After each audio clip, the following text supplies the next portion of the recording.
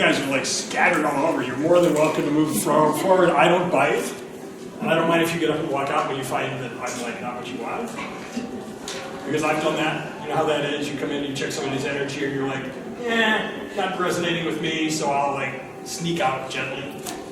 So I don't feel bad. But I do have handouts. It's basically a background on me and a vocabulary list. And I use the vocabulary list because awakening and enlightenment is not gentle, if you know how that goes. And you learn a whole new language when you start to awaken, you know. And so I kind of put a bunch of the words that I thought were really relevant to awakening on there as well. So these are up here, or I could leave them in the back, but don't be shy, come up and get those at some point. I also have my cards. Yeah, there's 2 pages. Here's the other one. Where'd you get two? There you go. Cool. Thanks. Oh, thank you all for coming up. Here you go. Sure. Also, thank you all for coming at 5 o'clock on a Sunday. I'm not sure Victor could have scheduled me any later. But we tried to have a booth, and we've missed the booth thing the last couple of times just because I couldn't figure out what I wanted to talk about, so I didn't put in the application, and I missed the booth. And then Victor said, don't worry about it. We'll fill that in. So thank you all. Sure.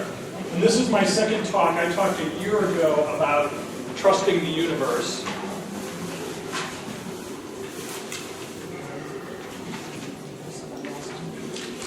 Sure.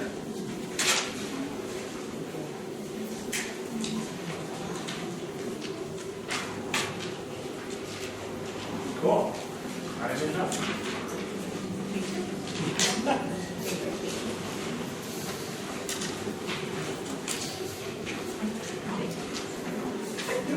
No, that's great. Sure. Thank you. You're welcome. Yep, so I have more cards, I wrote up cards and stuff like that. I'm going to try to stay in range of this camera.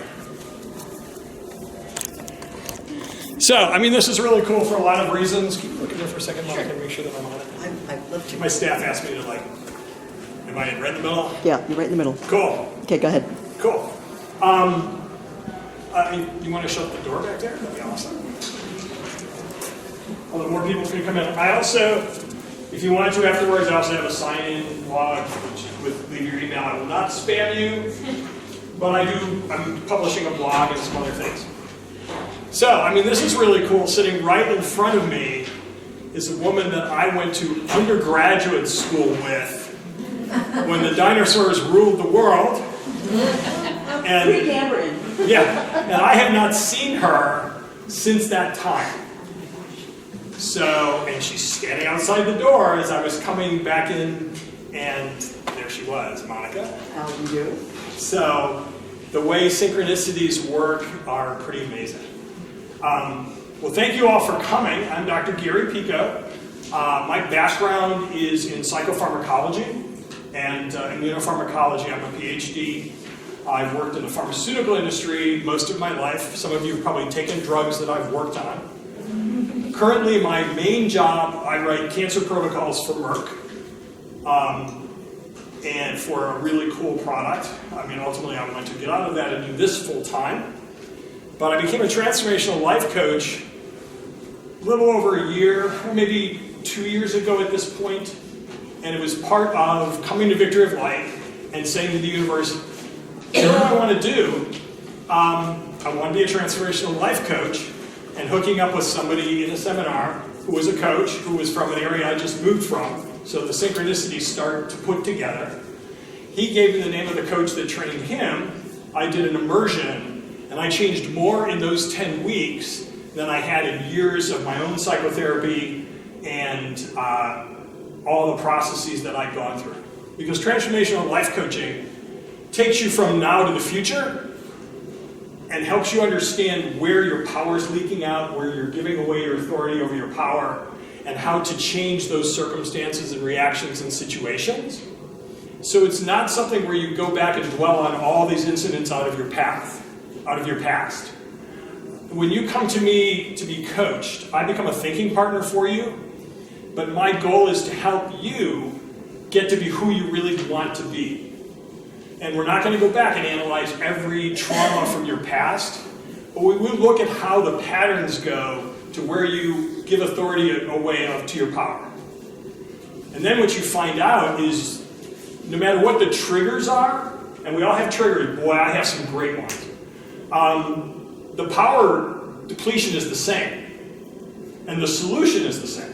It's recognizing your triggers, taking control of them, doing some mindfulness, and recognizing the vibration that you get from people that are going to take your power away, or are going to remind you of situations where you automatically just reflexively give up that power, and be able to recognize those, extend the gap between when one happens and another happens. You're always going to be struggling at some point, because we're human, with giving away our power. Because we're trained from infancy, childhood, to give away our power. Why? Because we want acceptance and approval. Maybe as a child you want one thing and you feel like it really resonates with you, but for your parents' approval, you basically put away what you think is right in order to follow them. So we take that authority figure and we move it through our entire life. It becomes your boss, becomes the person in your relationship, it becomes the guy in the car in front of you that just ticked you off in driving, it becomes your own self in situations, and so you're leaking or giving away consciously your power all the time. And you know it because you're frustrated. It's like, if I had my imagination of how this situation would be, it would be like this. Instead, it's like over here, and you're frustrated, and you feel that power. The other thing you find out is there are people that are, you might have heard this term, energy vampires. They are going to suck you dry of your power. And they may or may not know what they're doing, but you will run into them. And I'm an empath. So I sense people, I sense power, I sense energy a lot. I'm also claircognizant and clairsentient. Again, which helps me as a coach because I can sense things with you. Cognizant means I kind of know the truth in situations. And that's great, but it's also a burden because I just get overloaded with energy sometimes. You know, one of the worst relationships out there, and I've done coaching this, is an empath and a narcissist. Because the narcissist will trap the empath. It's almost like an alcoholic and a codependent. They smell you 10 yards away. Because I can come to you knowing that you're going to give me your power as the narcissist. I'm going to make it about you at first, but ultimately it's about me. And pretty soon I'm going to suck you dry and make you question everything about yourself. And as an empath, you want to stay in that relationship. You want to take care of that person. You sense their energy. There's something awkward, but probably you had some dysfunctional awkwardness in your past, so that energy feels familiar. And you know something's off, but you don't want to accept it because for whatever reason, as an empath, you're getting what you want. So my goal, if I'm coaching you in a situation like that, is to help you understand the energy exchange.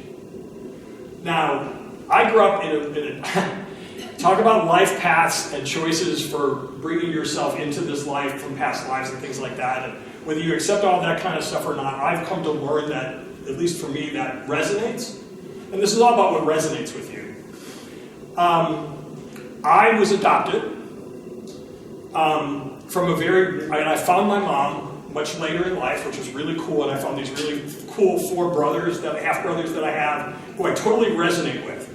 But I was adopted into a family where, astrologically, you name it, it was a nightmare. Any kind of abuse you could think of, I went through. Okay? Alcoholic family, codependent father. Those of you that were old enough to remember when you used to get check marks in school for talking in class, I got beat for every check mark. And I was an ADHD kid. So I was lining those beatings up when I was in school. I say that looking at my parent, at that adoptive family, whatever their karma was, whatever their life path was, I feel bad for them, for what they had to endure. But going through all of that pain and suffering made me a life coach, made me be able to help the people that have had those types of experiences. Whether it's physically abused, emotionally abused, sexually abused, you name it. There's something that the universe has put in me that enables me to help you. And I can sense those things about you very often in coaching. I can think of situations with clients where 5 minutes into it, I'm telling them things about themselves that they've not told anybody. And they're crying. I was actually coaching a daughter. She was 15 or 16. Her mom brought her to me. And I said, bring your mom in sometime. And her mom came in, and I started telling her things about herself. And she started crying. So I saw her daughter again, and I said, your mom came in, she was crying within 5 minutes. She said, my mom never cries. What did you do? So I just told her about herself, from what I sensed and what she told me. So one of the cool things that I love about life coaching is I transform as you transform. I always find new things out about myself. There's something I learn every time I have a coaching session with someone. If it's just, Gary, you need to be better at that in your own life. Or, wow, there's a painful experience that I had lost touch within myself. That now I can go back and figure out what to do with it. And it's a cycle. Let me back up for a second. I'm in Cincinnati. I'm on the west side. And actually there is metaphysical stuff on the west side of Cincinnati. For those of you that are from Cincinnati. We're in the heart of Cheviot. And we have a center there, and our goal is to build a metaphysical presence on the west side. So I lead guided meditation on Tuesday nights. Wednesday, Thursday, and Sunday nights we do free women's fighting martial arts training because we want to give back to the community and feel like women need to be empowered in that way. Today, while I'm in here, there's an astrology chat going on in the center. We have natural skincare products. We have doTERRA oils. The skincare products are based on dragon's blood. Anyway, it's kind of a quick commercial for that, but that's where I'm based out of. And I do everything by appointment. How did we end up on the west side? Synchronicity. We found a place, seemed like it was the right place energy-wise. People walk in and go, why are you in Cheviot? You should be in Hyde Park. Or you should be in Mount Lookout. Or you should be in Blue Ash. Why? Because the west side is devoid of that energy. So the universe said, drop yourself there. So that's pretty cool. But what I've learned, and the theme of the center is discovery, empowerment, and transformation. So when I'm coaching you, the first thing we do is we discover. Discover your triggers, discover things about yourself. Once you have that knowledge, and we talk about those triggers, and talk about how you learn to give up your power. Now, you never give it up. You just basically give away authority over it. You always have power. You know, it's like recovering, it's like self-recovery. Your self is always there. But from childhood on, we cover it over with stuff. It's all that layers of, I want to be liked by this guy, or I want to be liked by this girl, or I want my parents to approve of me, or I want to do this, or I want to do that. So we start exchanging our power for something we get back that we want. Okay? So we learn that. You know, I better act a certain way so my boss likes me. Well, your boss probably has all those problems as well and is used to that power exchange. So when I get with you, first thing is discovering. And I actually have you make a list. I would make an I am list and an I want list. I give you homework because this is your work to do. I'm the thinking coach. I'm going to help you sort it out.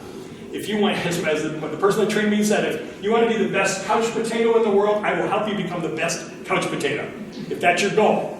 But you want self-actualization, you want to be the best Gary you want to be, then I will help you be that. But be prepared to do the work.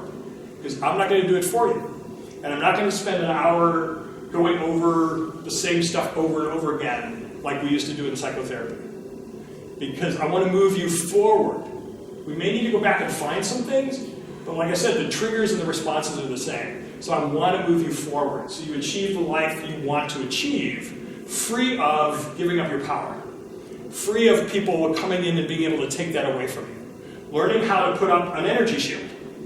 So when you feel the vibration, like I grew up in this dysfunctional family, where there was a crazy, palpable vibration, that now that I understand all that, with all the enlightenment and stuff that's gone on in my life, and this has been rapid in the last few years, because the universe said, you spent a whole life learning this stuff, now it's time for you to change and help other people, so it's like, shh, we're going to change this really quickly for you. And I'm going through it right now with Mercury and Saturn in retrograde. A whole lot of changing going on in me right now, that a lot of cool stuff has happened at Victory because of that. But anyway, you make the list, I want, I am, we go through that list, and we start looking for why you want certain of those things, and why your I am statements might be the way they are. I am boring, or I am whatever. Think of that. And I will help you understand that that's not your voice. The self gets covered over. We've got to unpile all the debris that's been piled on yourself, whatever you want to think of that as, over all the years, so that your voice shines through. So you recover your voice, and then can move forward. Okay, so we discover certain things on the I am and I want. Once you recognize it, you get empowered. You basically say, I can take my power back in this situation. We'll do some imagination things. I was coaching a woman, and she said, well, my husband's been on a trip, and now he's coming back home, and I'm going to have to change what I cook in the kitchen, because he doesn't like to eat what I eat. And I said, how does that resonate with you? Oh, I don't like it. Then why do you do it? Well, I don't want him to get mad. Okay? What would your perfect